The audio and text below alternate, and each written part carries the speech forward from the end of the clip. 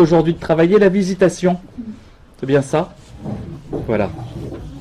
Pour commencer, je dirais à la fois en guise de prière et pour nous mettre dans le bain, je vous relis ce passage de l'Évangile. Donc c'est chez Saint Luc, au chapitre 1 et des versets 39 à 56. En ces jours-là, Marie partit et se rendit en hâte vers la région montagneuse dans une ville de Juda. Elle entra chez Zacharie et salua Élisabeth. Et il advint dès qu'Élisabeth eut entendu la salutation de Marie que l'enfant tressaillit dans son sein, et Élisabeth fut remplie de l'Esprit Saint. Alors elle poussa un grand cri et dit, « Bénie es-tu entre les femmes et béni le fruit de ton sein. Et comment m'est-il donné que vienne à moi la mère de mon Seigneur ? Car vois-tu, dès l'instant où ta salutation a frappé mes oreilles, l'enfant a tressailli d'allégresse en mon sein. Oui, bienheureuse celle qui a cru en l'accomplissement de ce qui lui a été dit de la part du Seigneur. » Marie dit alors, « Mon âme exalte le Seigneur et mon esprit tressaille de joie en Dieu mon Sauveur, parce qu'il a jeté les yeux sur l'abaissement de sa servante. Oui, désormais toutes les générations me diront bienheureuse. Car le Tout-Puissant a fait pour moi de grandes choses, saint est son nom, et sa miséricorde s'étend d'âge en âge sur ceux qui le craignent. Il a déployé la force de son bras, il a dispersé les hommes au cœur superbe. Il a renversé les potentats de leur trône et élevé les humbles, il a comblé de biens les affamés et renvoyé les riches les mains vides. Il est venu en aide à Israël, son serviteur, se souvenant de sa miséricorde, selon qu'il l'avait annoncé à nos pères, en faveur d'Abraham et de sa postérité à jamais. » Marie demeura avec elle environ 3 mois, puis elle s'en retourna chez elle.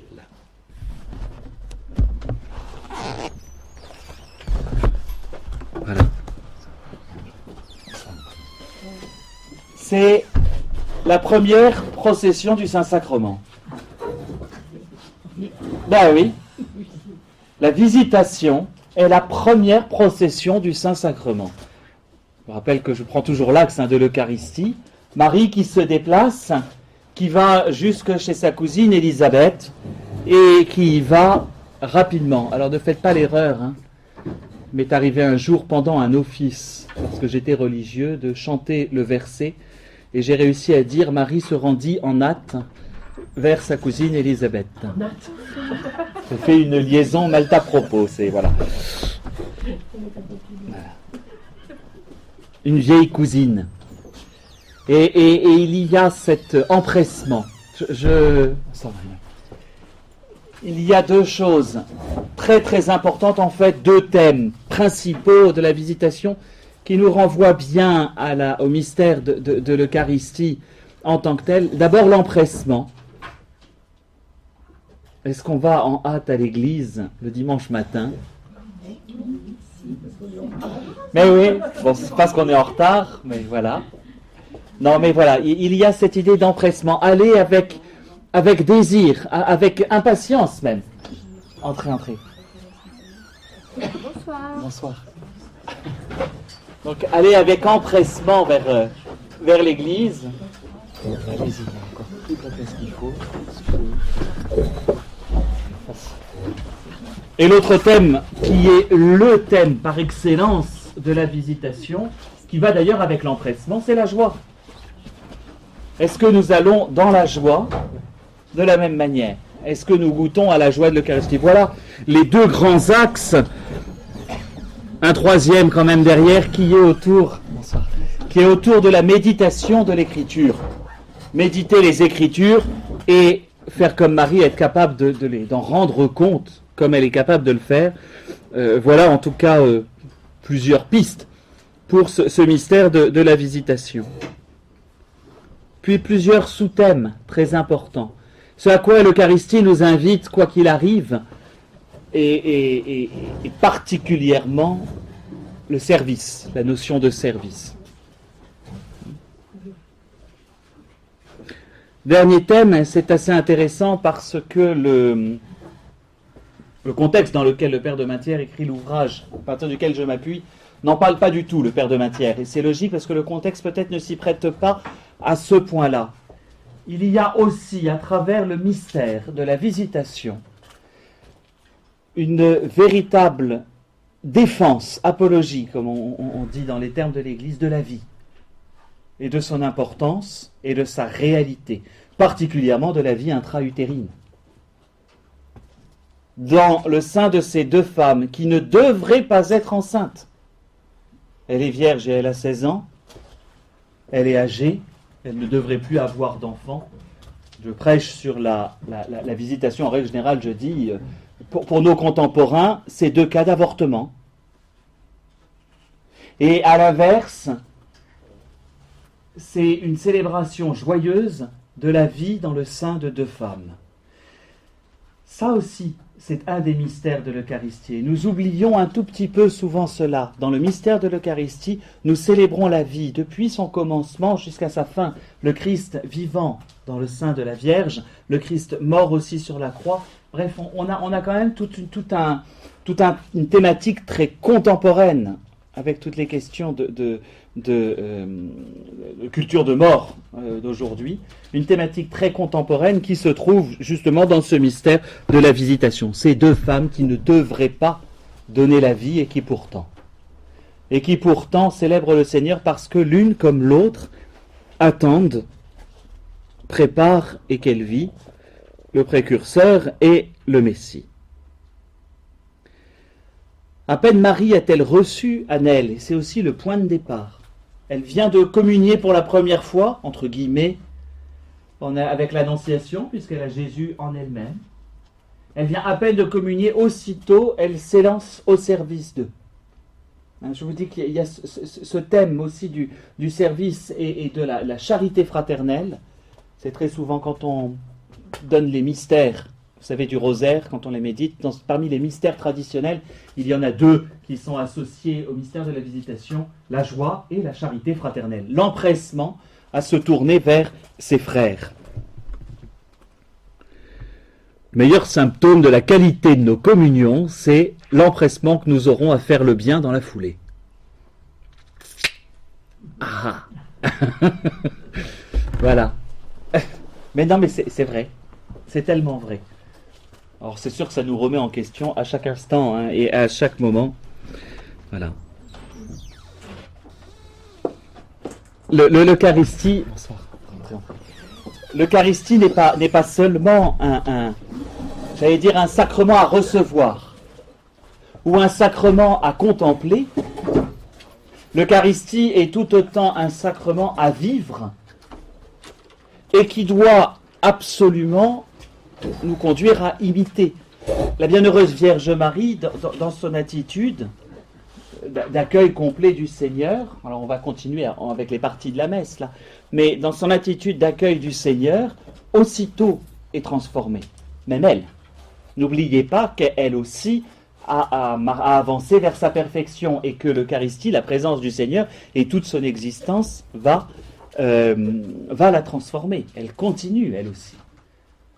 Elle n'est pas née, elle est née sans péché, mais ça ne signifie pas parfaite. Faites attention, c'est pas la même chose.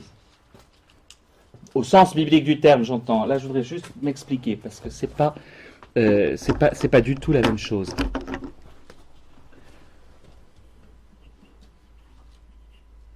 Je vais prendre le substantif. Perfection, parce que c'est mieux. Ça, c'est ce pourquoi, c'est faire en fait. Et père, c'est l'idée d'achèvement. C'est-à-dire que la notion de perfection, je ne suis pas dans l'ère de la perfection morale, c'est obéir parfaitement à tout ce qui est demandé. D'ailleurs, la perfection morale, je fais une parenthèse, c'est ce que reproche le Seigneur aux pharisiens. Vous êtes peut-être parfait moralement, mais derrière, il y a des choses qui ne sont pas bonnes. La notion de perfection, lorsque l'on réfléchit en tant que chrétien, et là je suis en théologie réellement, c'est achever ce pourquoi on est fait. Aller jusqu'au bout de ce pourquoi on est fait. Et la Vierge Marie, dans toute son existence humaine, comme tout être humain, doit aller jusqu'au bout, doit aller jusqu'à l'achèvement de ce pourquoi elle est faite. c'est à ça que servent les mystères du rosaire, entre autres ce mystère dont nous n'avons pas connaissance que de manière voilée dans les évangiles ou dans la Bible, mais l'achèvement de l'achèvement de ce pourquoi la Vierge Marie est faite, c'est son couronnement. Donc elle aussi a à vivre un chemin de perfection. Là je reprends le terme même de Sainte Thérèse d'Avila. C'est différent, alors attention, c'est très très différent de sans péché. Pour nous, c'est ça la perfection. Le Christ aussi a dû être conduit vers sa perfection, c'est-à-dire aller jusqu'à la perfection, ce pourquoi sa vie humaine est faite, c'est-à-dire l'obéissance la plus complète au Père. Ben, la Vierge Marie vit la même chose. Et donc, tout le cheminement, on n'a pas beaucoup d'événements à son sujet dans l'Évangile, mais chacun va la conduire à sa perfection. La perfection, en tout cas, ce qu'elle atteint de plus haut à l'intérieur des Évangiles, c'est au pied de la croix, c'est d'être debout, justement, c'est de se tenir debout, c'est-à-dire toujours dans l'espérance. Là, elle est identique à son fils, enfin, c'est un parallèle très important. Pour plus de compréhension là-dessus, je reprendrai en détail cela, mais dans mon cours sur les femmes de la Bible, parce que là j'ai un gros truc à faire à son sujet pour bien comprendre à travers les événements qui sont à travers elle. Mais voilà, dans le reste de la Bible, on sait qu'elle atteint sa perfection dans la vision de l'Apocalypse qu'on lit le 15 août. D'accord ? C'est là, la femme couronnée. C'est là qu'on sait qu'elle a atteint au ciel. C'est ce qui inspire les deux événements de l'Assomption et du couronnement de Marie au ciel. Bref, donc Marie aussi, à l'intérieur de sa vie humaine, a à vivre une perfection. Et elle le vit, alors là, évidemment, avec le Christ en elle. Elle nous montre un chemin, comment est-ce que nous-mêmes pouvons aller jusqu'à l'achèvement de ce pourquoi nous sommes faits à partir de l'Eucharistie. D'accord ? Je plante un peu le décor, mais c'est très important. Et le premier élément, c'est véritablement le service, c'est-à-dire cette capacité de se mettre à l'image du Christ serviteur.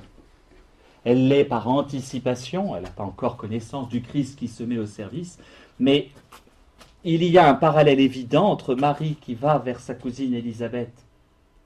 Elle va se cogner la vieille cousine, quoi. Non mais on peut le voir comme ça. Faut que j'aille aider la vieille cousine. Bon, c'est par charité. Non, elle y va promptement et avec joie. D'ailleurs, vu ce qu'elles papotent toutes les deux, en 2 phrases, elles ont dit l'essentiel de toute la Bible d'ailleurs. Non mais c'est ça, on peut envisager les choses comme ça. Non, la présence du Christ en elle la pousse promptement à imiter le Christ qui se met au service.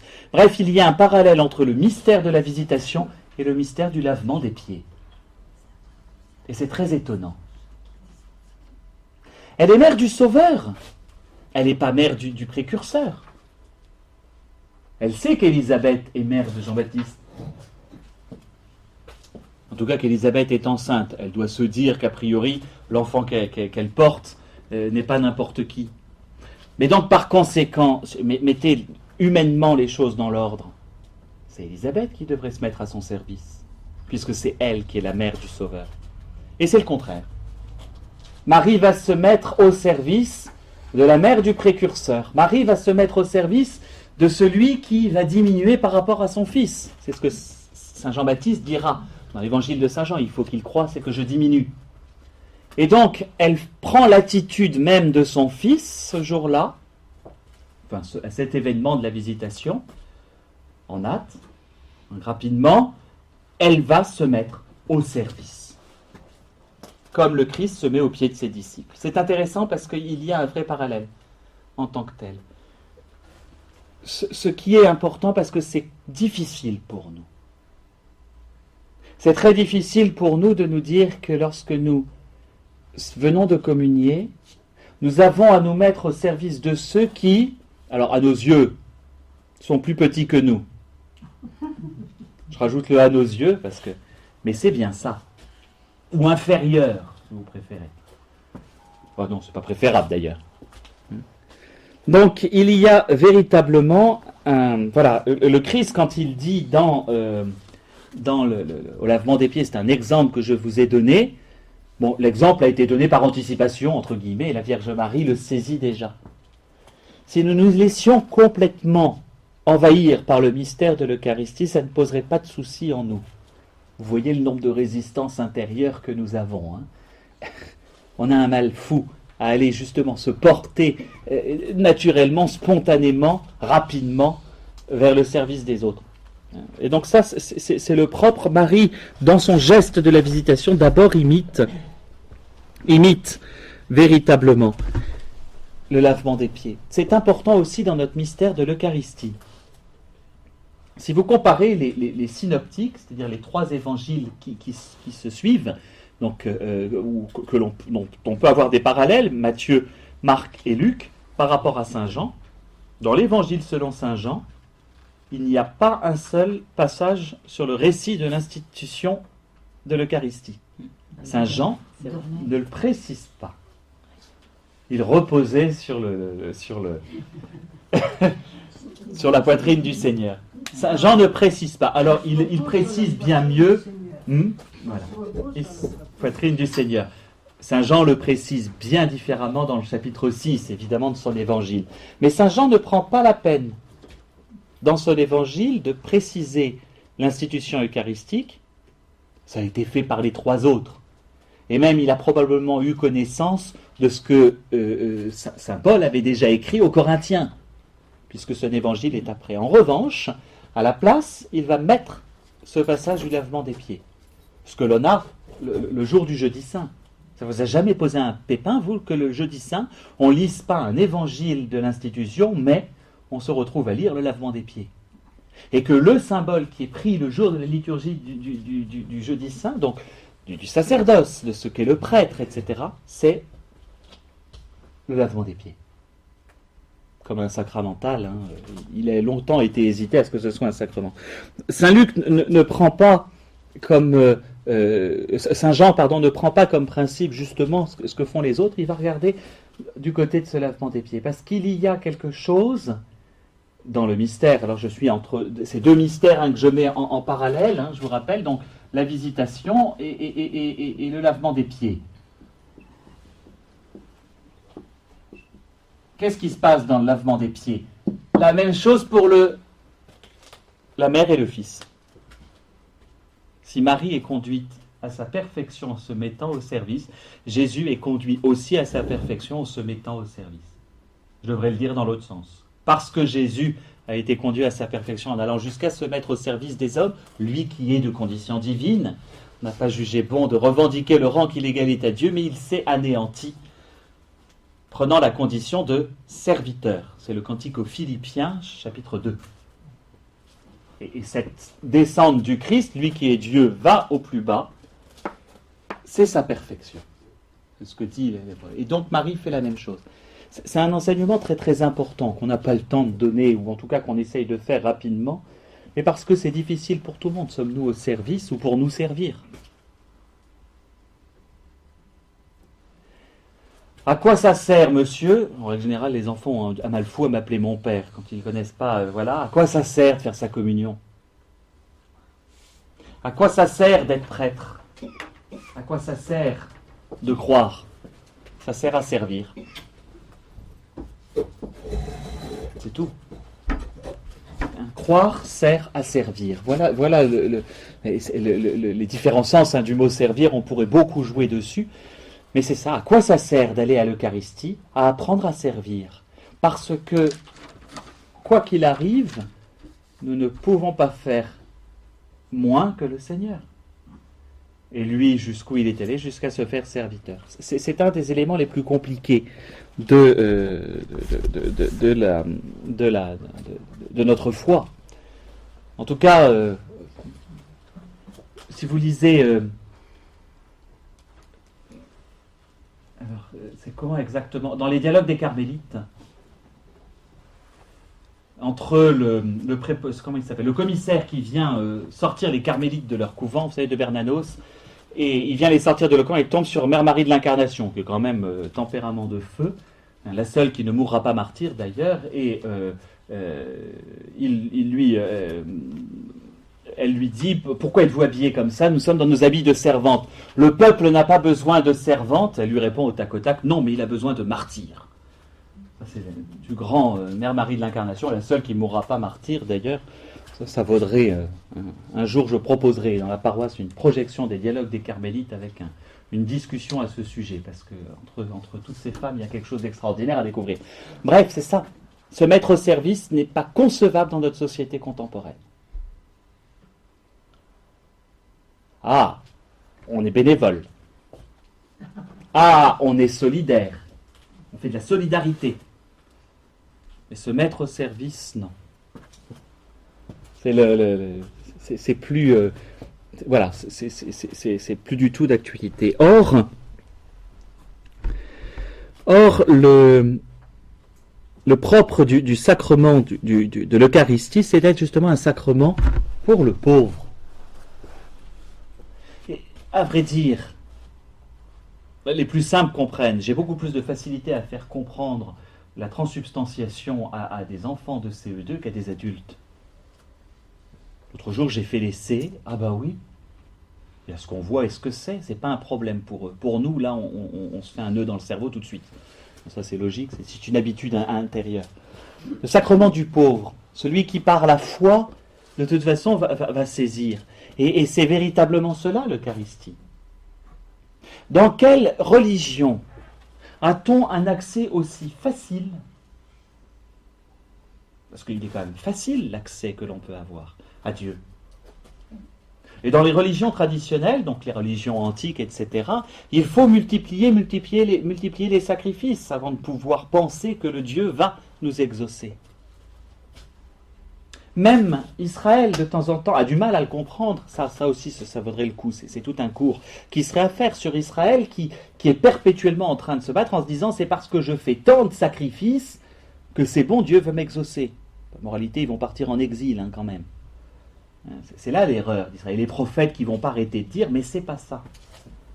Les prophètes ne vont jamais cesser de dire « ce que Dieu donne, c'est gratuit et il faut un cœur qui soit totalement ouvert pour pouvoir l'accueillir ». Sacrement du pauvre. Accueillir la totalité, ce qui est dans l'Eucharistie, c'est accepter que Dieu compte totalement.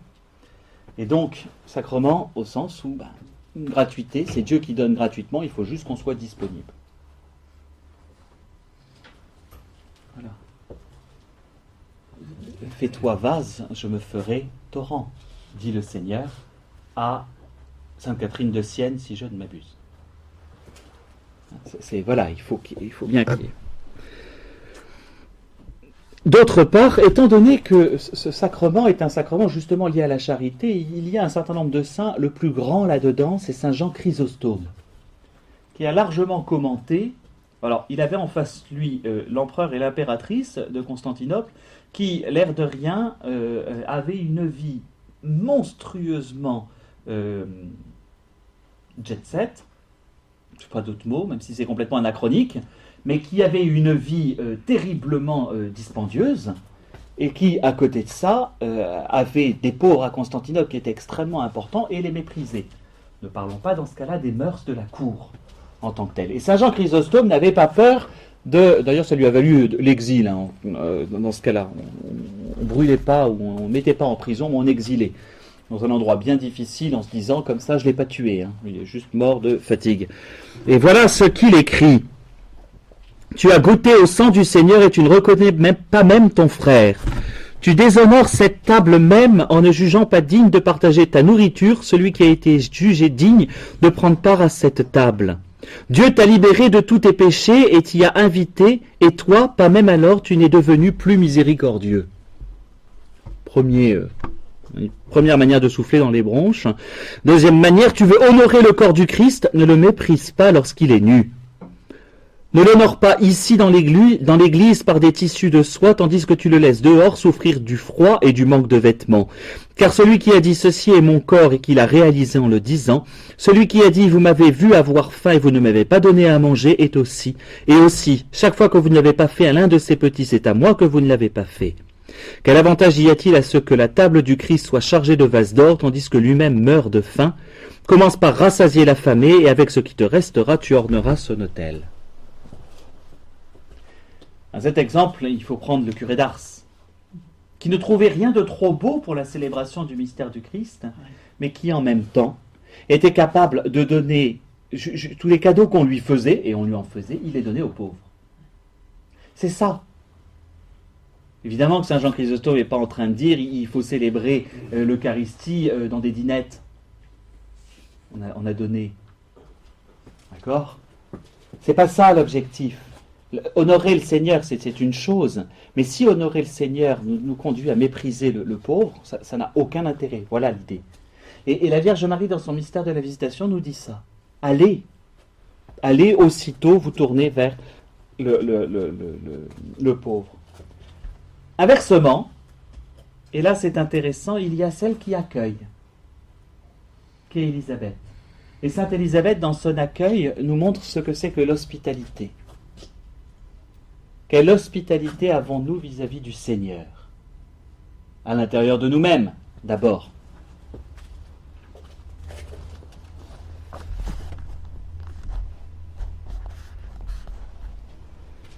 À l'intérieur de nous-mêmes, il y a quelque chose, voilà, qui en accueillant Sainte Élisabeth, en accueillant la Bienheureuse Vierge Marie, a véritablement cette attitude de l'hospitalité, et d'ailleurs reconnaît par conséquent. Alors c'est Jean qui tressaille en elle, mais elle reconnaît aussitôt la présence du Christ, par l'hospitalité. La lettre aux Hébreux le dit, certains ont hébergé des anges par leur hospitalité. C'était une des qualités majeures de l'Ancien Testament et même du Nouveau. Comment est-ce que les disciples d'Emmaüs arrivent à reconnaître le Seigneur ? Reste avec nous, en lui offrant la table. Il y a aussi ce geste-là, parce que très souvent notre manière de charité est vue à l'extérieur de nous-mêmes. Mais il y a aussi la manière dont nous accueillons. Est-ce que nous accueillons, et très souvent c'est parallèle, de la même manière que nous sommes capables d'accueillir le Christ en nous, dans l'Eucharistie, nous devrions être capables de l'accueillir dans les personnes les plus pauvres. Alors attention à ce que j'entends par pauvre. Les pauvretés sont aujourd'hui bien plus larges que le simple dénuement ou manque d'argent ou quoi que ce soit. Je ne dis pas qu'il ne faut pas accueillir ceux qui manquent d'argent ou qui sont dans le dénuement. On s'entend. Mais il y a des pauvretés chez les riches qui sont parfois extrêmement graves. Et bien plus graves souvent. Et qui se traduisent par des angoisses terribles d'ailleurs. Je veux dire, chez ceux qui ont des biens, on n'a pas obligatoirement aussitôt voilà, il y a des pauvretés, des failles intérieures terribles. Donc la pauvreté, elle se découvre, et c'est à nous aussi, non pas de la chercher, mais de la débusquer, de la saisir chez la personne en face. Elles sont multiples, je ne pourrais pas en faire la liste, ce serait terrible. Mais voilà, l'hospitalité, c'est cette capacité que nous avons à accueillir, à accueillir le Christ, j'allais dire. Qu'est-ce qui se voit ? Marie est à peine enceinte. À peine enceinte. Elle est partie chez Élisabeth, et Élisabeth la voit. Alors évidemment, il y a le cheminement de la foi, je vais en parler après, mais il y a un cheminement de la foi intérieure qui se fait, mais elle reconnaît, et elle accueille. Accessoirement, c'est une des rares scènes, et c'est aussi très intéressant, mais là, c'est mon cours de demain matin, c'est une des rares scènes où il n'y a que des femmes. Il y a un homme qui est nommé, qui est Zacharie. Les hommes, sinon, ils sont intra-utérins. Bah oui, en tant que tels. Et que ce sont deux femmes qui vont montrer la juste relation de l'hospitalité, c'est intéressant, et du service.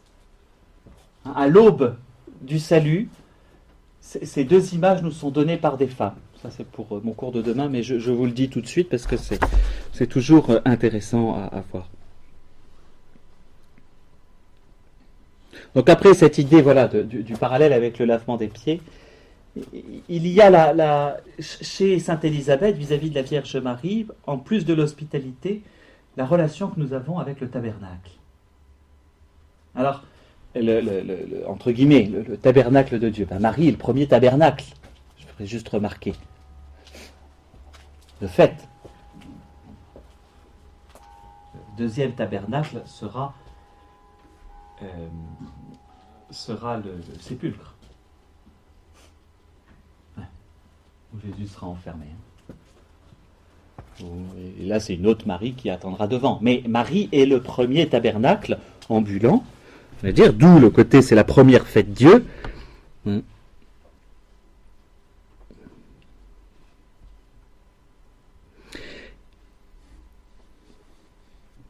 Et alors, dans tout le... Comment vous dire dans tout le vocabulaire de Saint Luc, hein, là c'est pour vous, c'est par rapport à l'écriture, il y a des parallèles perpétuels avec l'arche d'alliance. D'abord le Seigneur qui vient en bondissant sur les montagnes, etc. Il vient, mon bien-aimé, bondissant sur les montagnes. La hâte de la Vierge Marie, c'est le bien-aimé qui aussi s'avance. Ça, c'est le Cantique des Cantiques. Vous avez aussi les 3 mois où elle séjourne. Vous avez le même passage dans le 2e livre de Samuel, où l'arche d'alliance et finalement David décide d'attendre avant de la faire rentrer dans Jérusalem. Il la laisse chez un homme qui habite à quelques jours de Jérusalem, et elle va y demeurer.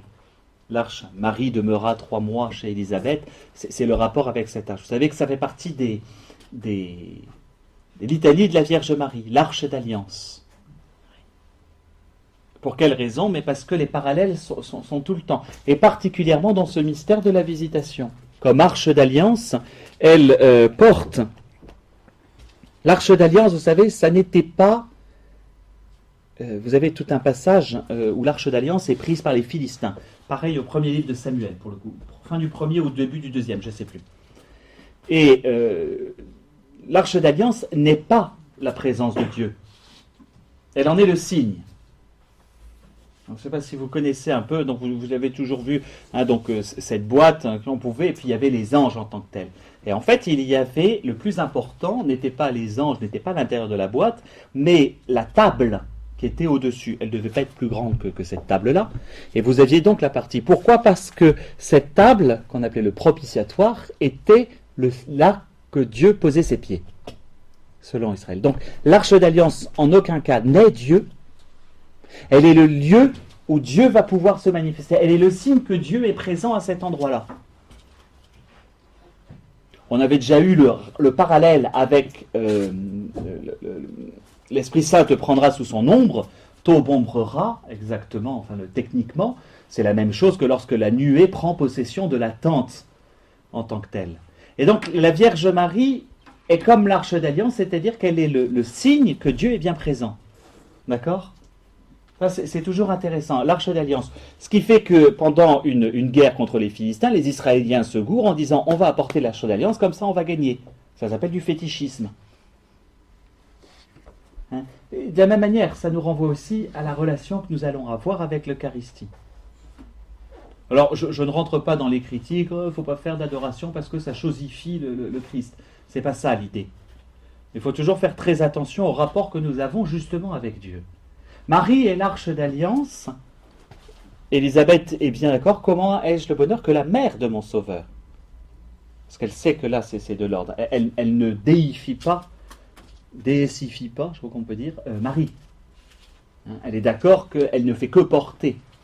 Or, quand Israël décide d'embarquer l'arche d'alliance en disant c'est bon, on va gagner parce que l'arche est là, l'arche va être prise par les Philistins. Ils vont faire, qu'est-ce qui s'est passé? Ça n'a pas marché. Là encore, ça nous renvoie tous à la relation que nous avons, même à la prière, à l'Eucharistie. Est-ce que nous chosifions ou est-ce que nous acceptons à chaque fois de nous laisser dans le bon vouloir de Dieu? C'est la vraie question qui est posée avec l'Arche d'Alliance, en tout cas dans le livre de Samuel. Mais en l'occurrence, par rapport à la Vierge Marie, elle-même va le dire dans le Magnificat, il s'est penché sur la bassesse de sa servante. Je ne suis rien. Alors d'ici là, à aller jusqu'à faire de Marie une mère porteuse, c'est évident. Mais une fois le débat avec un protestant qui avait terminé comme ça sa conversation, ça fait mal à l'estomac quand même. Mais c'est ça, non, ça ne fait pas de l'arche. Et l'arche d'alliance avait un caractère sacré justement parce qu'elle portait. Mais elle n'est pas le Rédempteur. Elle n'est pas Dieu. En revanche, elle le porte volontiers. C'est ça l'idée du tabernacle en tant que tel. On l'appelle dans ce cas-là Théophore, la Vierge Théophore. C'est joli comme nom.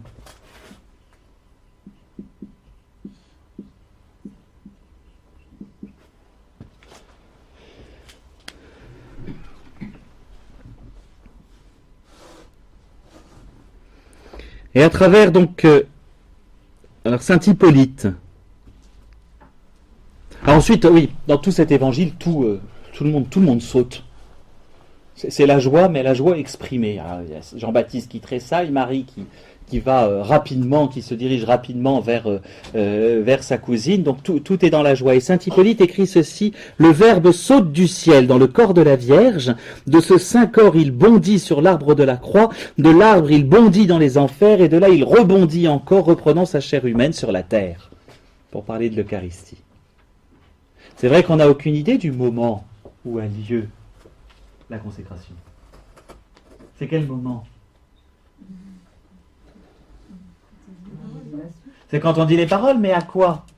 À ce, à si, à est, à mon, à corps. Quand c'est fini. Mais alors il y a un processus qui a lieu. Alors là, c'est notre tempérament un peu trop cartésien qui veut que c'est lieu à un temps T, etc. Mais le Christ jaillit sans qu'on sache quand, à l'intérieur de tout ce mouvement qu'est l'Eucharistie, justement. Il n'y a pas de... Il y a quelque chose. Mais j'aime beaucoup l'expression Saint Hippolyte. Le Verbe saute du ciel dans le corps de la Vierge. De ce saint corps, il bondit sur l'arbre de la croix. De l'arbre, il bondit dans les enfers. Et de là, il rebondit encore, reprenant sa chair humaine sur la terre. Et ça, c'est l'Eucharistie. Il y a un jaillissement, une vivacité. Ça aussi, ça nous manque beaucoup. Voilà, quelque chose qui a lieu dans la fulgurance, dans une rapidité, dans un jaillissement, il n'y a pas d'autre mot. Le mot un tressaillir d'allégresse signifie cela. Quand un tressaillement arrive, il peut être douloureux, un tressaillement, ce mouvement qu'il peut avoir à l'intérieur, mais ce tressaillir d'allégresse, c'est vraiment ça. Ça jaillit, ça sort d'un coup, voilà, c'est extraordinaire. Et donc, il y a quelque chose de vif. J'aimerais bien voir tous les fidèles, après avoir communié, bondir et tressaillir d'allégresse. Hein, ce sera un peu le festival quand même dans la basilique, mais... Voilà.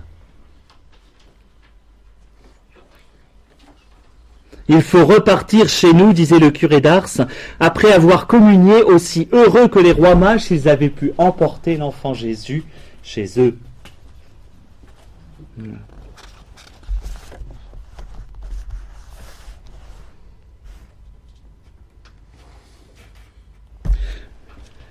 Autre élément dans ce qui nous renvoie à l'Eucharistie, c'est la profession de foi.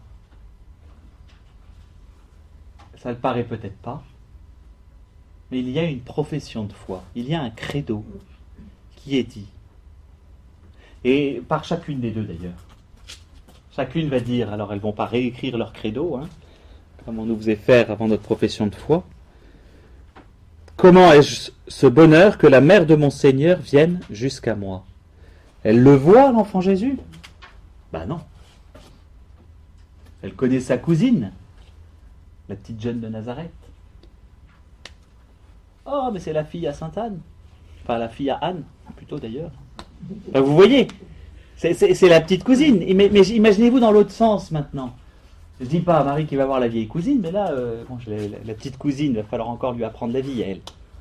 Et vous imaginez que des relations qui sont réellement humaines. Et elle voit arriver cette jeune fille qui, alors à mon avis, devait quand même par sa présence déjà en imposer un peu. Mais elle pose un acte de foi le plus complet. Certes, elle est mue par l'Esprit Saint, Sainte Élisabeth, mais elle pose un acte de foi. Comment ai-je la joie que la mère de mon Seigneur vienne jusqu'à moi? Là encore, je vous disais, à l'Eucharistie, vous pourriez dire simplement, voilà, Amen, Fiat, etc., par rapport à l'Annonciation. Comment ai-je le bonheur que mon Seigneur vienne jusqu'à moi au moment de la communion? Dans l'Eucharistie, c'est bien cela qui arrive. Et l'acte de foi que nous avons à poser, il est là. il est exactement là. C'est bien mon Seigneur qui vient jusqu'à moi. On refait l'expérience de Sainte Élisabeth. Voilez le Seigneur dans l'hostie. Voilé, c'est sûr. Mais il est bien là. Et il se donne vraiment.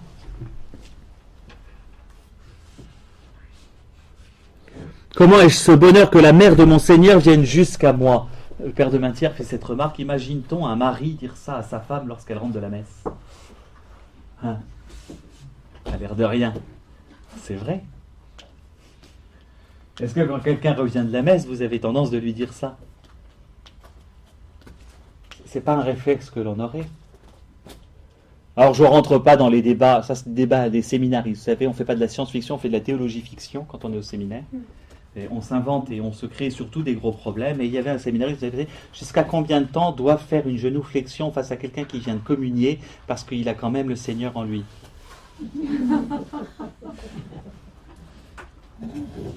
Ce jeune homme est prêtre, hein, et un saint prêtre. Le diocèse de Nantes maintenant, c'est bon. Je dénonce un confrère, mais loin. La question, elle est débile, on est d'accord. Ben, pas tant que ça. Jusqu'à combien de temps? C'est une question qu'on s'était posée. Je vais vous poser le débat. Certains attendent que le ciboire, une fois la communion achevée, soit remis au tabernacle. Ce qui me semble juste comme attitude. C'est un débat qu'on a eu entre prêtres, qu'on a toujours, on n'a toujours pas résolu le problème, c'est assez amusant, on avance des arguments. C'est une... Mais je viens aussi de le recevoir en moi, totalement. Donc qu'est-ce que je dois vénérer le plus? Le Christ qui est au tabernacle ou le Christ qui est en moi? En moi. Mais ensuite, pour honorer le Christ qui est encore présent, est-ce qu'il n'est pas juste que je reste debout? Ou à genoux, peu importe. Alors débrouillez-vous, parce qu'en fait, on n'a pas trouvé la solution. Je crois qu'il faut, voilà, c'est savoir, et je pense que le plus important, c'est vers où je porte mon acte de foi. Non, mais dans quel cas est-ce qu'il faut que je me mette à genoux à côté de ma voisine parce qu'elle a communié plus saintement que moi? Pourquoi pas? Mais ça ne diminuera pas la manière dont on communie la sainteté du Christ que l'on a en nous.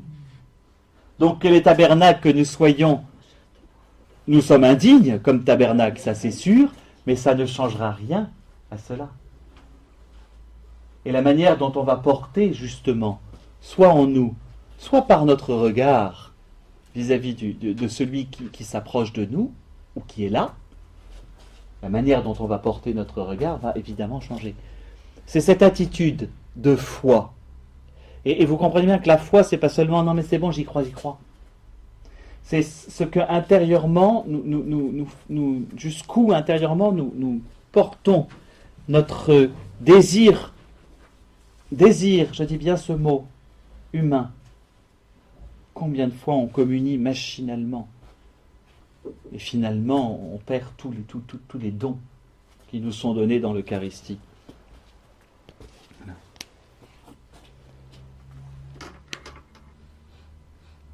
Deuxième parole très étonnante d'Élisabeth dans cet évangile.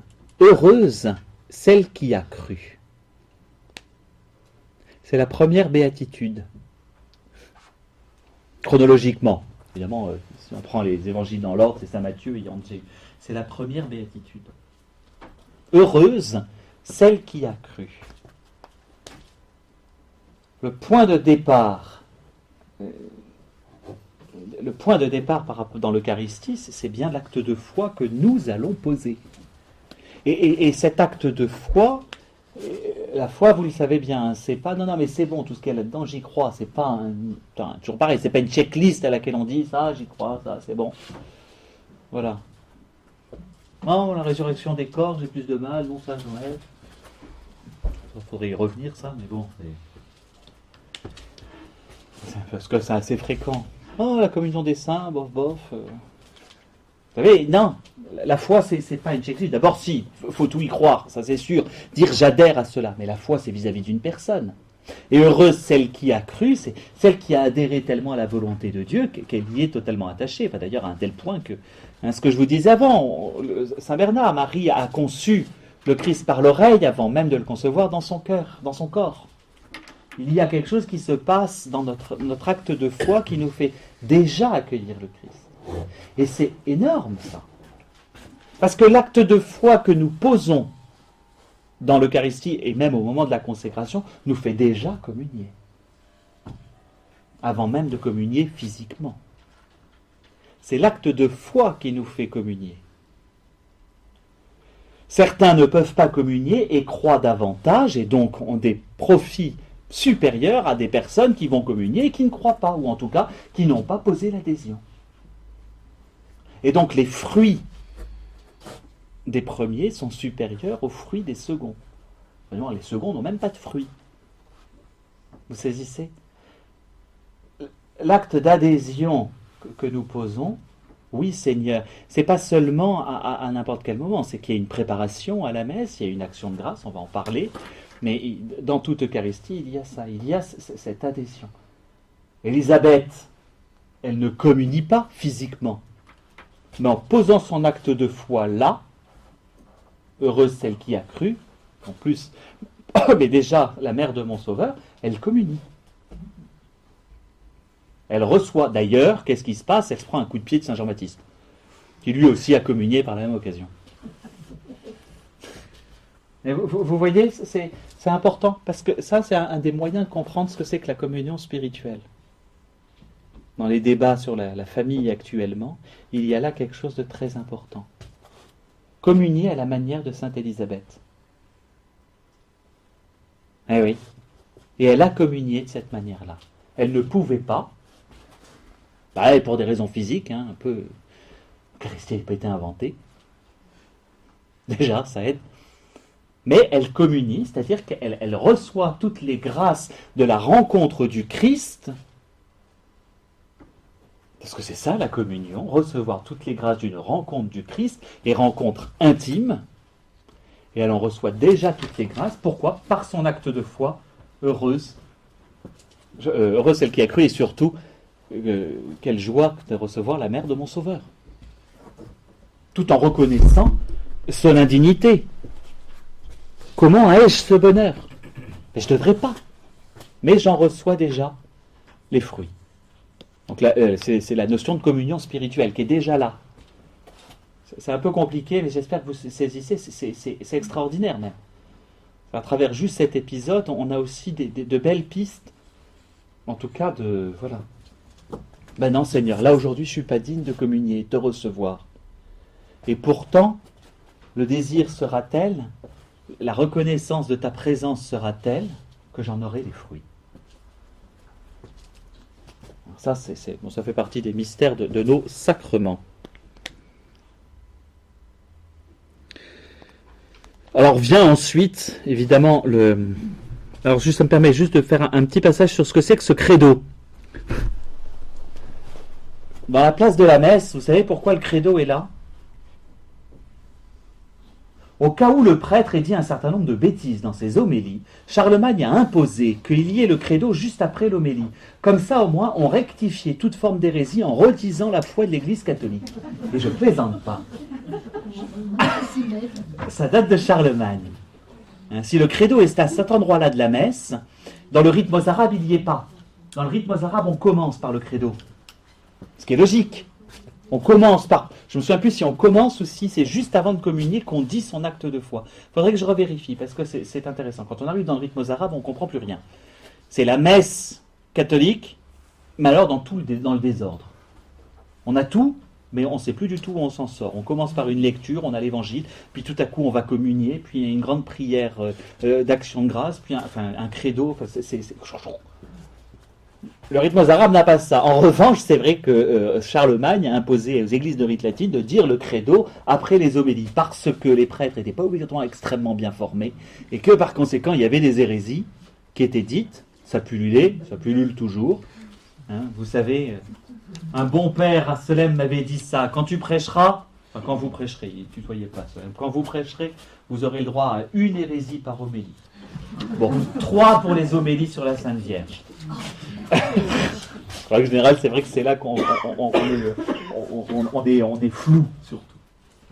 Mais voilà, et donc pourquoi? Juste après, il y a peut-être des bêtises, on va redire tout ce qu'elle est la foi catholique, telle qu'elle est affirmée depuis le symbole, depuis Nicée-Constantinople, les deux premiers concilies.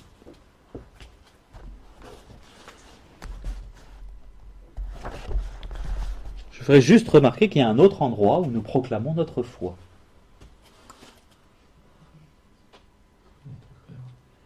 Hein? C'est le prêtre qui vous y invite, après la consécration. Hein? C'est la fameuse expression, et je préférerais d'ailleurs, c'est dommage, là pour le coup le français n'est pas Mysterium Fidei. En français, on est obligé de dire il est grand le mystère de la foi. Mais là, c'est quel mystère de la foi? Au sens exclamatif et pas interrogatif. Question qui vous est posée. Qu'est-ce que vous venez de... Quel est l'acte de foi que vous posez maintenant? Le prêtre n'a pas à répondre à ce moment-là. C'est juste une remarque. Si on est logique. Hein. Le prêtre, au moment de la prière eucharistique, est le Christ, qui s'adresse au Père au nom de tous. Et sinon, je ne dis pas ceci est le corps du Christ, mais je dis ceci est mon corps.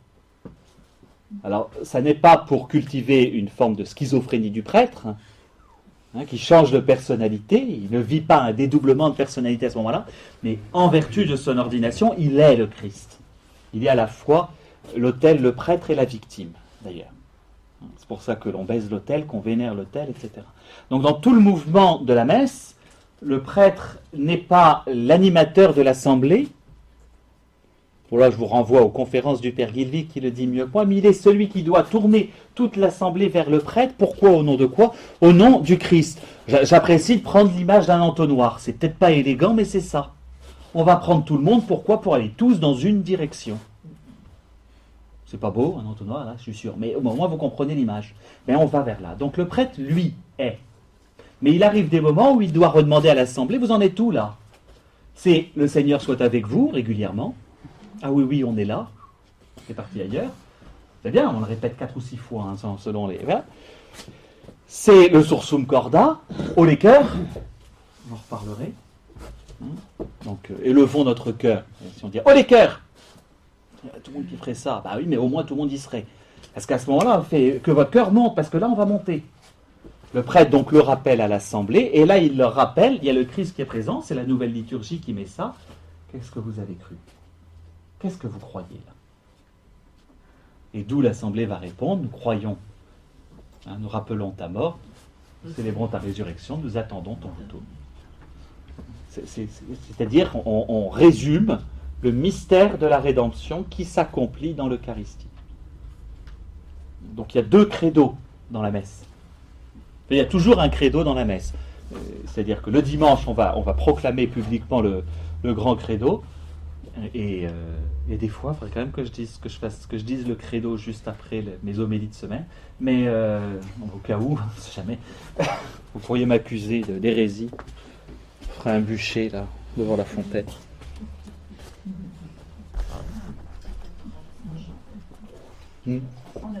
On attendra la Saint-Jean, oui, au moins il y aura une raison supplémentaire de le faire brûler. On préfère que les franges, ça brûle plus vite.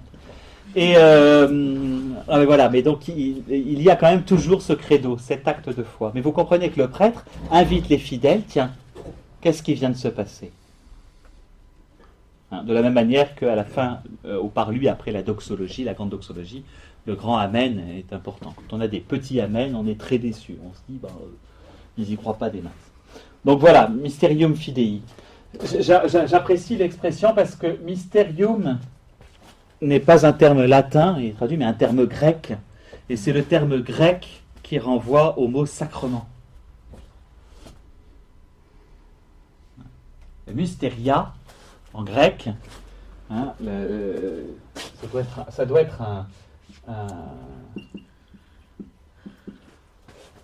un neutre. Les mysterias, ce sont les sacrements. Tout simplement.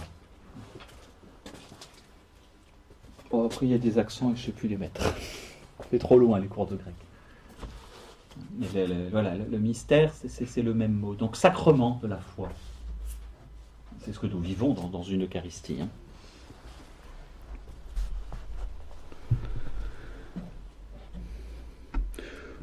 Au passage, parce qu'il le précise, on peut utiliser deux symboles de la foi. Il n'y en a pas un qui est plus tradit que l'autre. Peu importe, à vrai dire, ils disent l'un comme l'autre la même chose, que ce soit le symbole des apôtres ou celui de Nicée-Constantinople.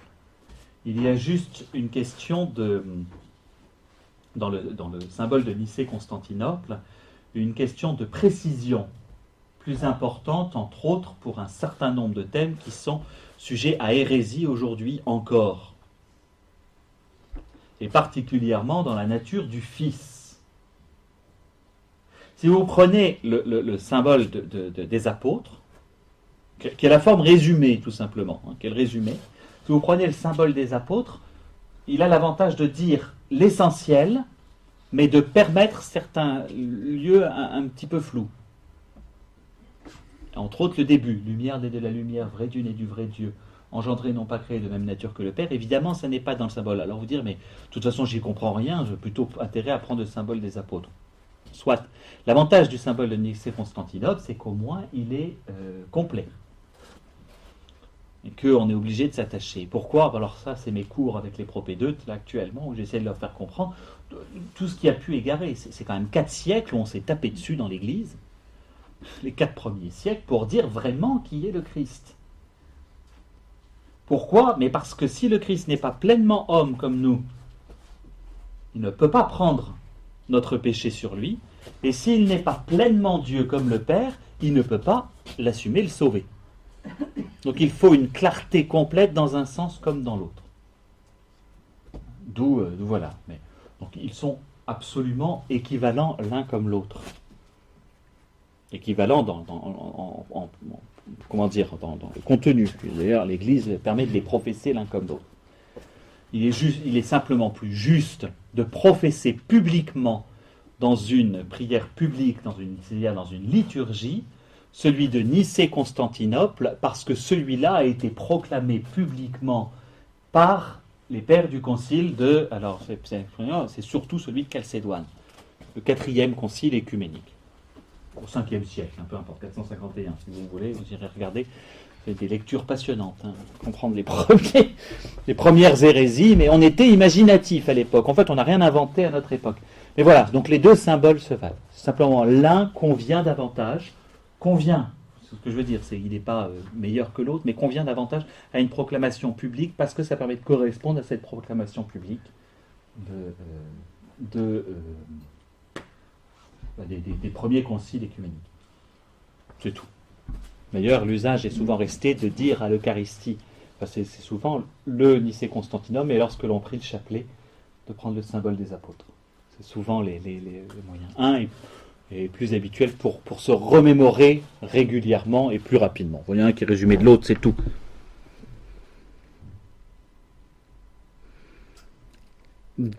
Deuxième grosse partie, le mystère de la visitation, c'est le mystère de l'Eucharistie au sens...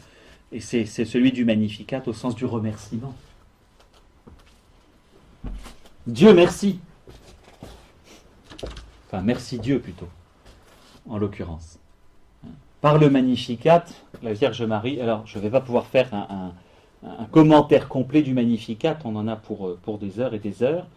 C'est une prière dont on ne peut absolument pas avoir fait le tour, tellement elle recèle dans chacun de ses recoins une piété profonde, et surtout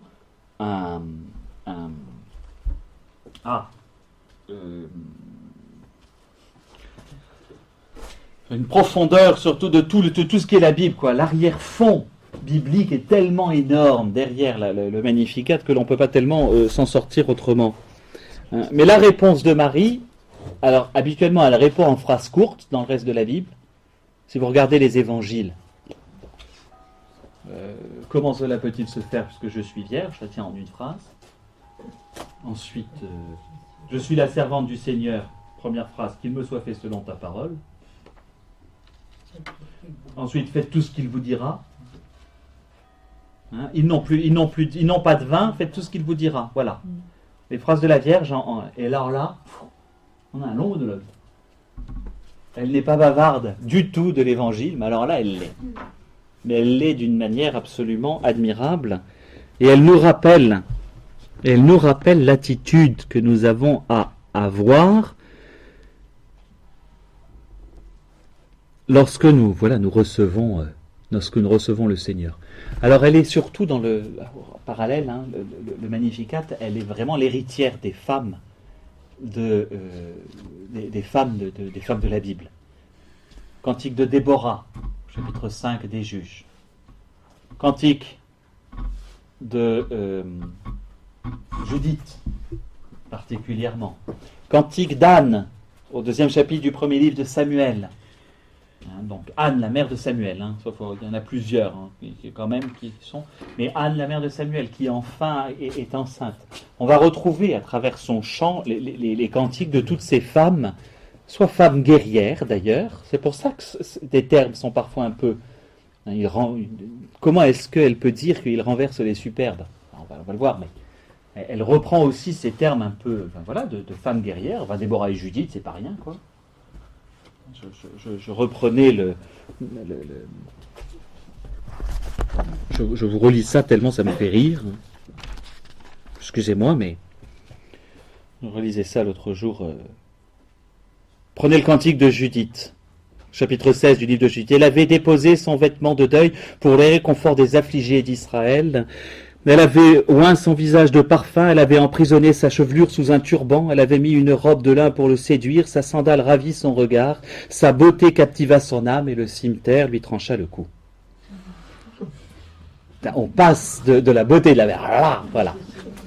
Mais c'est ça dans le Magnificat aussi. Il y a ce tranchant, il y a certes, voilà. Bon. Je trouve génial ce cantique de Judith, et hop, entre-temps, il n'y a plus de tête. Il en a perdu la tête, le pauvre. Enfin, le pauvre, voilà. Donc toutes les saintes femmes d'Israël se retrouvent là-dedans. Saint Jean-Paul II écrivait cela. Si le Magnificat exprime la spiritualité de Marie, rien ne nous aide à vivre le mystère eucharistique autant que cette spiritualité. L'Eucharistie nous est donnée pour que notre vie, comme celle de Marie, soit tout entière un Magnificat. Saint Louis-Marie Grignon de Montfort recommandait une chose, quand on ne savait pas quoi faire comme prière d'action de grâce après avoir reçu le Seigneur, prier le Magnificat. Dites le Magnificat. C'est le meilleur moyen de remercier le Seigneur après l'avoir reçu en soi. J'avoue que c'est ce que je fais, c'est bien pratique, parce que finalement, on utilise quoi? Les paroles de sa mère, donc a priori elles ne doivent pas être trop mauvaises, d'accord? En prière, pour remercier du fait que nous l'avons reçu en nous. Et il y a, dans les paroles mêmes du Magnificat, tout ce qu'il faut pour rendre grâce. Parfois, on se creuse la tête. Quand on n'arrive pas, on reprend des prières qui ont déjà été dites par d'autres. Parfois, elles ne sont pas si mal, d'ailleurs. Elles sont parfois bien meilleures que celles que l'on pourrait inventer soi-même. Évidemment, on rejoint à travers ce Magnificat le sens même de l'Eucharistie. Donc, je vous l'avais déjà dit, si vous allez en Grèce et qu'on vous dit Eucharispoli, on vous dit merci beaucoup. Alors, ensuite, c'est Eucharispoli. Je crois que c'est un peu plus roulé. Mais c'est, voilà, merci beaucoup. Savoir remercier. L'Eucharistie, la messe, n'est que ça. Et on oublie bien souvent que la foi chrétienne est là-dessus. Si vous reprenez le passage de l'Apocalypse qu'on a eu ce soir à la messe, aujourd'hui à la messe, c'était ça. C'est une liturgie où ils sont tous en train de rendre gloire à Dieu. C'est autre chose des images qu'on se fait de l'Apocalypse, d'une part, et d'autre part, c'est rappeler à quoi nous sommes appelés. Seulement à cela, à remercier. Et l'Eucharistie nous place déjà.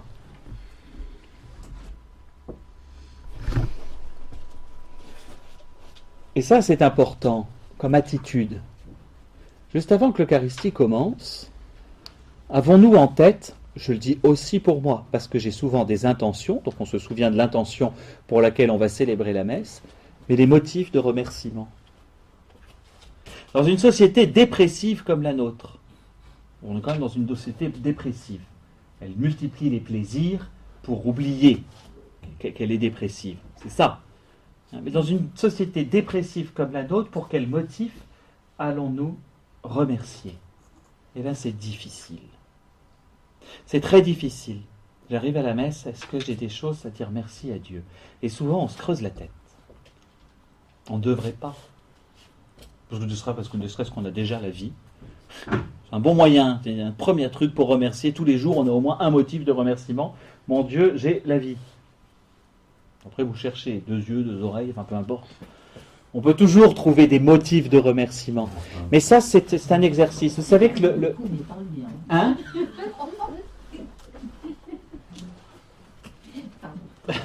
Mais les motifs de remerciement, il nous faut les chercher, véritablement. Et parfois, c'est difficile. Vous savez, j'attends, parce que dans la famille, on échange les bouquins entre nous. Donc, je viens d'en terminer un sur l'Apocalypse que je dois passer à Madame Mère, mais qui doit me redonner un ouvrage qu'elle est en train de lire sur ce qu'on appelle la maladie du siècle, qui s'appelle l'acédie. C'est la dépression spirituelle, ce que vous voulez, qui est liée au péché de paresse, d'ailleurs. Eh bien, le médicament à l'acédie, c'est l'action de grâce. Et quand on est qu'on est face à quelqu'un confessionnal, mais à qui on doit justement aider de sortir de l'acédie, on doit chercher ce médicament. Et c'est difficile. Je dis médicament parce qu'il m'est arrivé, je vous dis, une fois, une dame qui est sortie en me disant « Merci docteur ». On était à la sortie du confessionnal. Ça m'a fait très plaisir. J'ai ri, elle aussi, mais ça m'a fait plaisir, parce qu'il y a quelque chose de cet ordre-là. Qu'est-ce que c'est que cette maladie spirituelle? Maladie spirituelle terrible, qui est celle du dégoût de toute chose. En fait, elle est souvent liée à la dépression psychique ou à des fatigues, etc., mais qui devient aussi un dégoût spirituel. J'ai plus de goût à prier, j'ai plus de goût à quoi que ce soit. C'est la maladie de notre siècle, absolument. On perd goût à toute chose. Donc on va se passionner, on va regarder à quel point, j'en sais rien, je regarde très peu la télé, mais je m'en rends compte, des programmes de télévision, on zappe, ça fonctionne, 2, 3 saisons, ça va plus marcher, on va changer. Phénomène de la mode, etc. On ne se satisfait de rien. Mais par conséquent, on tombe dans l'énorme besoin de changement, fait que, en fait, on ne sait plus remercier pour des petites choses. Quand j'étais chef de chœur, on avait à créer un club très important. Il y avait très peu d'adhérents qui étaient capables d'en faire partie. C'était le club des joies simples. Et êtes-vous capable de vous réjouir pour des joies très simples? Bah oui, c'est pas. Bah oui, c'est le côté. Alors évidemment, je ne veux pas tomber sur voilà les joies quotidiennes de la mélodie du bonheur, mais il y a quelque chose de cet ordre-là. C'est-à-dire cette capacité à nous réjouir pour toute chose. Mais alors se réjouir, chez les chrétiens, c'est se réjouir dans le Christ. C'est pas la peine de tomber du côté des voilà. C'est pas les bonnes sœurs des gendarmes non plus avec leur manière de conduire, quoi. C'est pas cet ordre-là. C'est pas le côté justement ce qu'on reproche, béni oui quoi aujourd'hui. Non, l'idée, c'est de savoir trouver les vraies joies. Et les vraies joies, elles sont quotidiennes, elles sont là. Pas obligatoirement aisées. Au départ, c'est souvent un exercice difficile pour les personnes. Mais lorsqu'on trouve, voilà, mais quel motif je viens à l'Eucharistie, pour quel motif je vais me réjouir? Pour quel motif d'abord je vais dire merci? À la fin de l'Eucharistie, on en aura d'autres. Mais et en fait, le sacrifice du Seigneur, si on va jusqu'au bout de ce raisonnement, le sacrifice du Seigneur sur la croix, que commémore chaque Eucharistie, est un merci de Jésus au Père. Voilà, c'est un peu difficile. Parce que là, quand même, non, peut-être pas. Parce qu'il meurt sur la croix.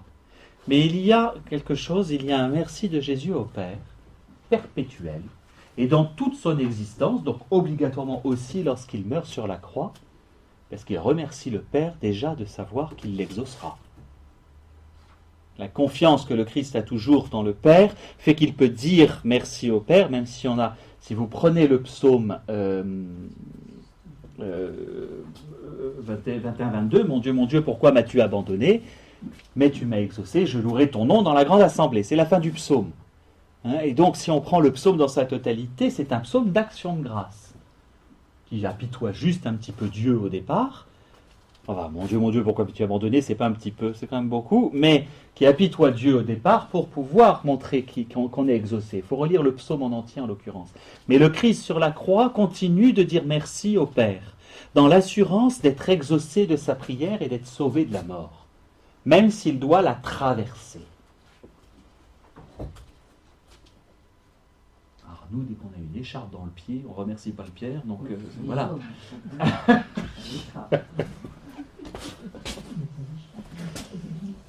Non, mais des personnes qui ont la foi sont capables de traverser de cette manière-là des épreuves terribles, au point que c'est... Et là, vous avez raison, Marie-Pierre, vous avez raison. J'ai assisté assez récemment à, en tout cas, une femme capable de traverser une épreuve monstrueuse avec cette capacité de dire merci quand même. Le Seigneur a donné, le Seigneur a repris, point, et hop. Mais il y a de ça dans une vie pleinement eucharistique. Et dans le Magnificat, il y a de ça. Marie est au courant quand même que le Messie, c'est aussi le serviteur souffrant. Donc elle sait ce qu'il attend, dans une certaine mesure. On verra, on verra en janvier Siméon qui va en rajouter un morceau à la présentation, histoire de lui rappeler que quand même, voilà. Mais il y a vraiment quelque chose de cet ordre-là. Vivez dans l'action de grâce, nous dit perpétuellement saint Paul. Récitez entre vous des psaumes, des hymnes et des cantiques inspirés. Chantez et célébrez le Seigneur de tout votre cœur, rendant grâce à Dieu le Père en tout temps et à tout propos au nom de notre Seigneur Jésus-Christ. Aux Éphésiens chapitre 5. Si on obéissait à sa parole. Mais relisez l'encyclique, ou lisez-la, la joie de l'Évangile. Ça se résume en cette phrase-là, c'est sachez vous réjouir en tout temps. Déjà de ce que vous êtes sauvés. Et Marie saisit bien. Mon âme exalte le Seigneur, exulte mon esprit en Dieu mon Sauveur. Le point de départ de l'action de grâce de Marie, c'est le fait qu'elle soit sauvée. Et de la même manière, elle sait, sans être entachée du péché, je veux bien et tout, comme toujours, mais elle sait que le salut est pour elle. Et elle s'attache à ça. Et c'est un motif d'action de grâce de départ. Et après, elle en rajoute. Il s'est penché sur son humble servante. Et puis, elle est pas bête, elle est prophétesse. Elle pose un acte de prophétesse à la visitation. Désormais, tous les âges me diront bienheureuse. Et elle a raison. En plus, elle évite la fausse modestie. Elle sait être humble, il s'est penché sur la bassesse de sa servante, ou de son esclave, si vous voulez. Elle reconnaît que de toute façon, quelle distance il y a entre le Créateur et sa créature. D'accord ? Elle le dit, et en même temps, elle va dire, mais alors là, j'ai tout gagné. Comme je dis souvent, Marie, quand elle a reçu la joie de l'Annonciation, elle n'a pas fait « yes, c'est moi ». Mais elle l'attendait toutes, les femmes en Israël. Toutes, elles espéraient être la mère du Messie. Il devait naître quelque part, enfin, mesdames. Vous aurez... Hein ? Mais elles espèrent encore. Pour ça que le judaïsme passe par les femmes. C'est évident. Et ce serait bien naturel. Et elle ne rentre pas justement dans un orgueil. Elle est capable de dire merci, de reconnaître qu'elle est sauvée, de reconnaître qu'elle est une esclave face à son créateur, une servante face à son créateur. Elle a aussi très bien compris que, en raison de ça, elle est élevée. Et après, c'est tout le mouvement. Il disperse les superbes, il relève les humbles, enfin bref, on va voir tout ensemble. Et donc, nous devrions faire de toute notre vie une Eucharistie. Vous connaissez l'histoire de Tobie. Tobie se retrouve aveugle parce qu'il s'est endormi au pied d'un arbre et qu'une fiente d'oiseau lui est tombée dans les yeux. Et les rabbins, dans une midrash particulier, précise cela. Tobie s'est alors levé en disant « Béni soit Dieu de ne pas avoir donné d'aile aux vaches. » C'est pas moi, c'est une midrash, c'est un rabbin qui dit ça. Mais voilà une vie eucharistique. D'accord? On va s'enregistrer. Mais voilà, mais c'est ça une vie eucharistique, c'est de trouver ce moyen d'aller à l'encontre parfois. C'est pas évident, hein, c'est voilà. Une anecdote là pour le coup qui est véridique. Dans une région montagneuse, de souvenir, c'était du côté des Andes. Un évêque avait à visiter un village après un éboulement. Et le village avait été vraiment rasé. Et l'évêque arrive. Alors, il y a toujours un très grand contraste entre les évêchés, la ville et puis la campagne, dans ces lieux-là, d'une pauvreté extrême. Et l'évêque arrive et une vieille femme. Dieu soit loué, mon Seigneur, toutes nos vies ont été épargnées. Dieu soit loué, mon Seigneur, toutes nos vies ont été épargnées. Voilà, une attitude eucharistique. Alors, c'est pas méthode Coué, ça ira, ça va aller mieux et tout. Hein. C'est la capacité de voir ce qui... souvenez-vous un dernier exemple, souvenez-vous d'Haïti. Souvenez-vous. Et il y en avait des morts, et il y en avait de la douleur, et il y en avait des cris. Et nos médias français laïcards, incapables de comprendre, une haïtienne qui dit « mais il m'a épargné 3 de mes enfants ». Il y en a 3 qui ont été épargnés, je suis heureuse parce que j'en ai 3. Les médias font, ça c'est la superstition de leur foi. Non, c'est une vie eucharistique, c'est-à-dire la capacité de traverser la souffrance. Parce que c'est aussi ce sens-là.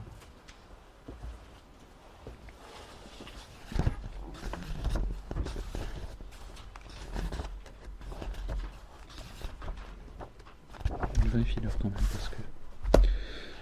Voilà, dernière chose, le côté du repas, je reprendrai.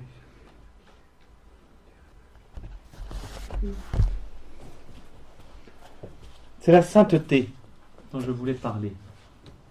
La notion de sainteté.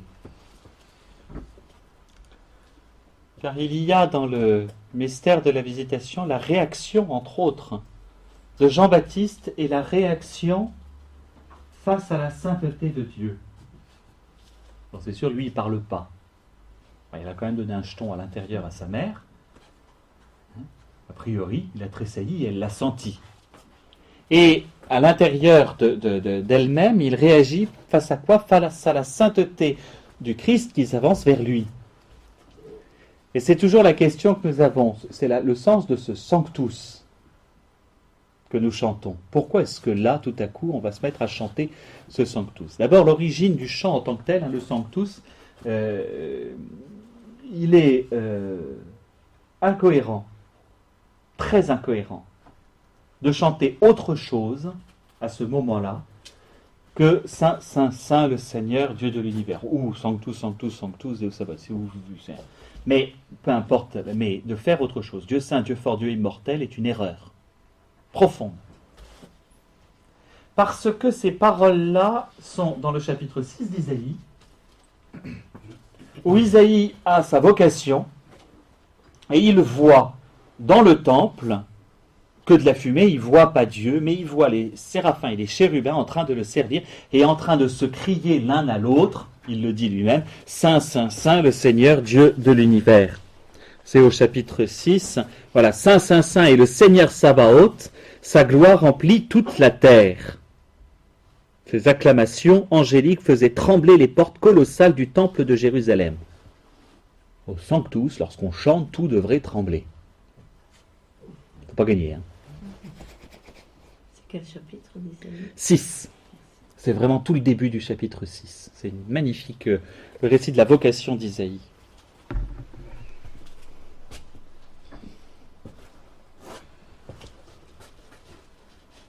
En fait,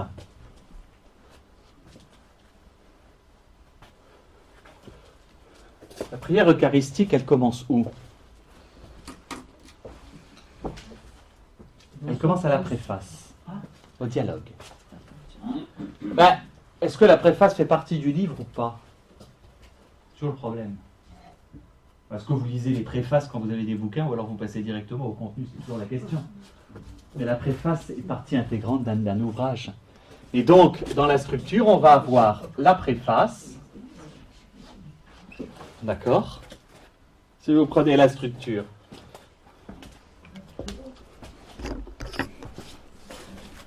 C'est le plus important. Le Sanctus. D'accord? Puis va commencer le corps de la prière eucharistique.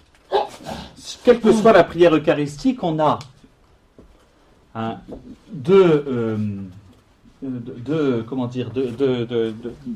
premier passage. J'apprécie pour cela la quatrième, qui est la plus claire là-dessus, mais quelle que soit. C'est-à-dire que la seconde est vraiment très très courte, mais on va avoir, mais je vais prendre les premières expressions, en fait une forme de ce qu'on va appeler Bekara, c'est-à-dire de bénédiction. Pourquoi est-ce qu'on bénit Dieu? Je cherche un terme qui soit plus juste.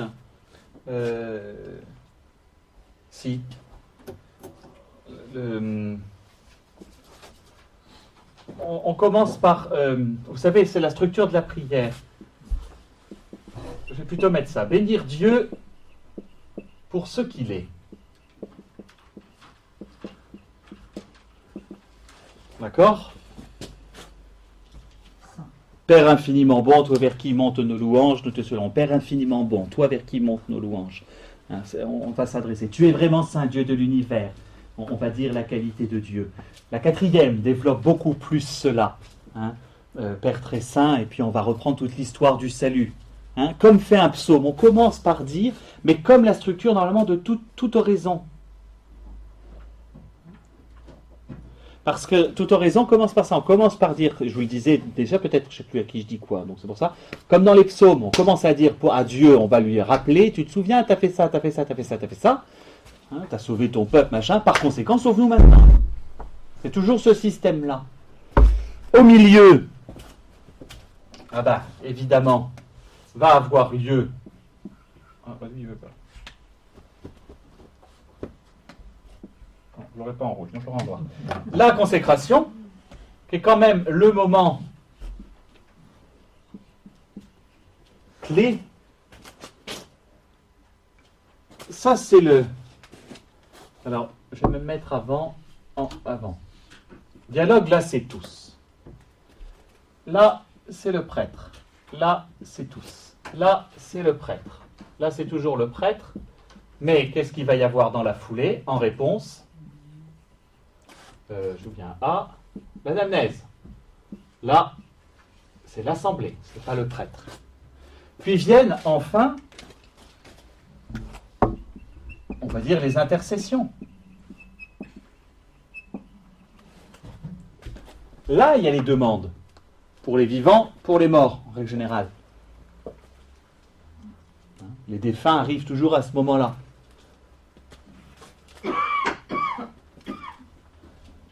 Enfin, en réponse au Sanctus, donc là c'est le prêtre, la doxologie finale.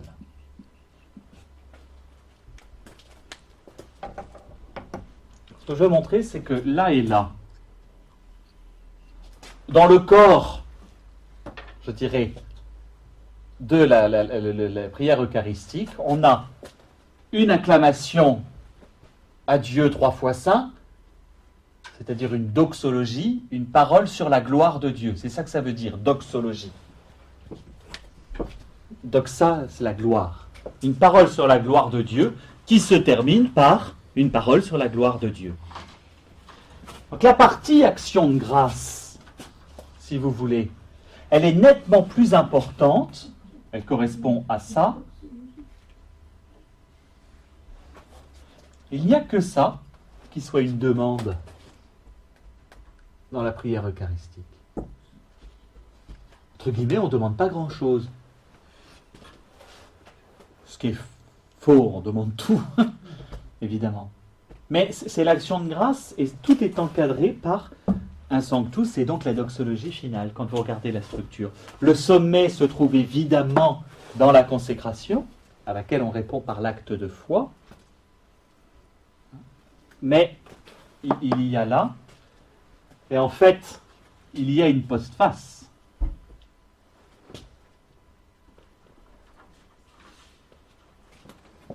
Par conséquent,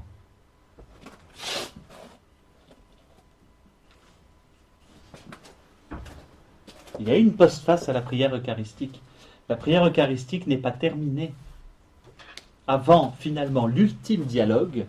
Elle est un même mouvement. Certes, il y a la doxologie. Cette doxologie permet quoi? Mais à ce qu'on dise tous ensemble le Notre Père. Voilà, bon, j'en reparlerai à un autre moment. Mais c'est là, comment dire, la mayonnaise a prise, quoi. Elle fait de nous un corps qui nous permet de dire tous ensemble Notre Père.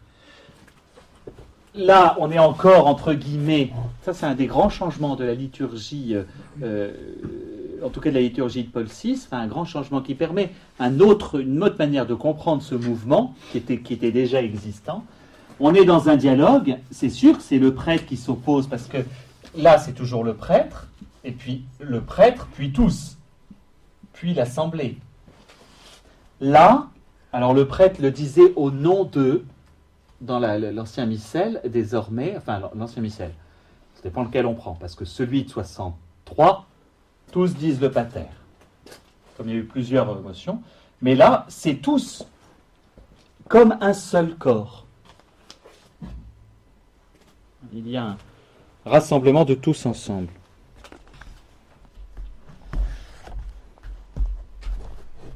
Un père Stradi nous disait que, en fait, le pater, parce que moi j'étais étonné que le pater soit dit uniquement par le prêtre. Il disait il y a deux écoles, soit le pater fait partie du canon de la messe, soit alors on le considère comme introduction au rite de communion, auquel cas tout le monde le dit. Voilà.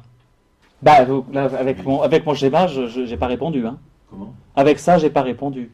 Parce que moi, je l'intègre dedans. Mais en même temps... Oui, mais vous dites que tout le monde le dit. Ben oui, mais parce qu'il ouvre ensuite. Oui. Évidemment. En tout cas, il ne peut pas être dit à un autre moment, on reviendra à ça, il ne peut pas être dit à un autre moment, le pater, que là, parce que le sacrifice du Christ n'avait pas encore eu lieu. Dans le moment, dans l'Eucharistie. Il faut que le sacrifice ait lieu pour que nous soyons tous rassemblés en un seul corps, ce que dit la troisième prière eucharistique, et par conséquent, faisant un seul corps, il faut que le Christ soit mort et ressuscité et monté aux cieux, ce que l'on dit, vous savez, il y a une anamnèse du prêtre, juste après l'anamnèse des fidèles, où il reprend, par la mort, la résurrection, l'ascension. Par ce biais-là, comme le Christ a refait tout le mouvement de remonter vers le Père, dont on a fait mémoire par la prière eucharistique, alors tous nous sommes un seul corps. Cela étant dit, ni l'une ni l'autre n'est incohérente. Pensez toujours à mon entonnoir. Si le prêtre le dit, il peut bien le dire au nom d'eux, ce qui est le cas dans l'ancienne forme. Mais il peut être dit aussi par tous, ce qui est le cas dans certaines parties aussi de l'ancienne forme. Dans certaines versions.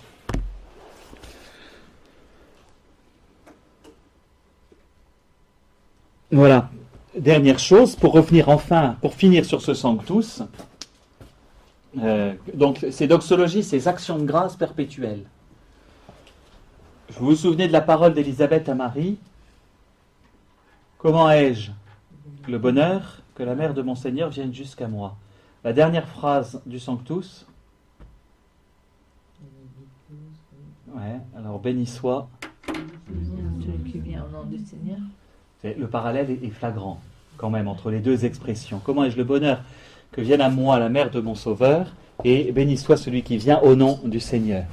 Alors, il n'y a pas une confusion à avoir, mais il y a déjà aussi dans l'arrivée de la Vierge Marie devant Élisabeth, à la fois chez Élisabeth, cette crainte sacrée, je crois que c'est la meilleure expression, qui saisit Isaïe au moment de l'apparition des anges, cette crainte sacrée de la venue du Seigneur, que nous devrions avoir au moment du Sanctus. C'est pour ça qu'on chante ça à ce moment-là. Et Maria Sima dit qu'il faut se mettre à genoux au moment du Sanctus, justement. Alors, en règle générale, mais c'est surtout qu'autrefois, dans l'ancienne liturgie, vous savez que le Benedictus était, quand on a des messes, si vous prenez la messe en si de Bach, le Benedictus est séparé, ce qui m'avait toujours étonné et je ne comprenais pas pourquoi. Mais parce que le Sanctus était chanté alors que la prière eucharistique avait commencé. Mais le Benedictus devait commencer au moment où on approchait le plus de la consécration. C'est-à-dire que la prière eucharistique n'était pas entendue, mais tout était silencieux, par le jeu des clochettes, c'est à ça qu'elle servait d'ailleurs, à ce moment-là. Et donc le Benedictus était chanté, voilà, vraiment, il est en train d'arriver. Il y avait un côté, voilà, impatience aussi. Donc béni soit celui qui vient au nom du Seigneur. C'est bien de terminer là-dessus, parce que ça nous lance dans l'avant, la semaine prochaine, et la prochaine fois, je vois le cycle, ce qu'on appelle le cycle de Noël. Je le verrai sans doute en 2 fois, parce que là, je vais mettre des choses sur la prochaine fois, parce que je n'ai pas pu faire tout ce que je voulais vous dire aujourd'hui. Mais donc, béni soit celui qui vient au nom du Seigneur. On attend justement celui qui vient la prochaine fois, donc le mercredi juste avant les vacances de Noël. Cycle de Noël. Relisez Noël chez Saint-Luc, mais aussi chez Matthieu. On va en entendre parler. Ça vaut le coup de relire le récit de Noël. Je prendrai pas, je ferai la présentation du Seigneur au temple, sans doute le recouvrement. Il y avait quand même encore cette phrase, vous avez oublié de me dire. Mon fils, pourquoi encore une autre phrase de la Vierge Marie. Pourquoi nous avons fait cela, ton père et moi étions dans l'angoisse. J'y reviendrai. Mais ça, je les verrai sans doute au mois de janvier-février, avant de voir le... Voilà, je vous remercie de votre attention. Merci beaucoup.